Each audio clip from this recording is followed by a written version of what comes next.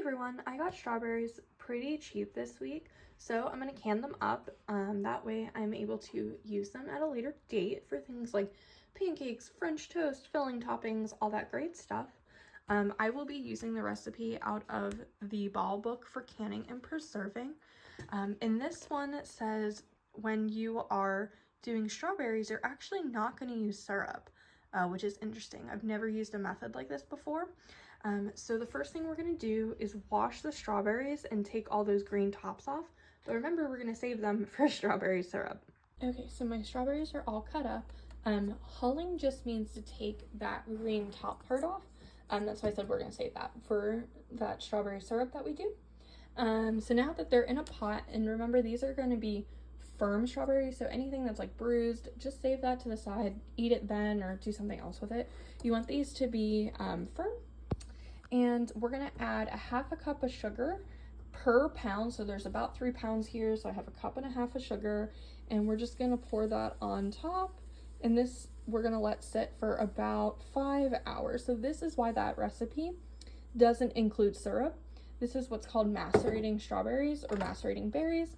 This is going to release all of that good juice from the strawberries naturally. And then that is what we're gonna can everything up in, which is why I have it in a pot to bring this up to temp later. So we'll let this sit for about 5 hours or so.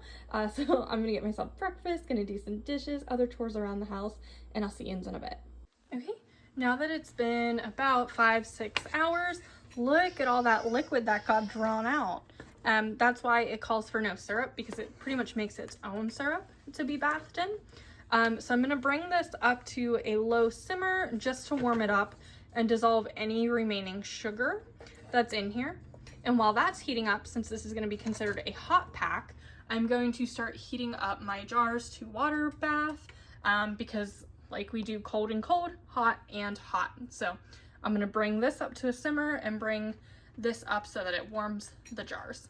Okay, now that everything's kind of warmed, this is not at a temperature where I'm ready to start my timer for canning yet, but I'm gonna fill up my strawberries to like, I don't know, like a 1/2 inch headspace, and then put the lids on fingertip tight, and we're gonna place this back in the canner. And remember, we're not gonna start our timer until this comes to a hard boil, and after I put the cans in, I might have to add a little bit of water as well.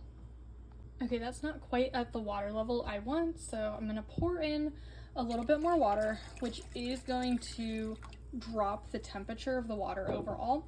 So we're gonna wait until this comes up to a hard boil, and then we're gonna process for about 15 minutes. Remember, now that it's boiling hard, and even sometimes a little bit past this is when we want to start our timer for our 15 minutes.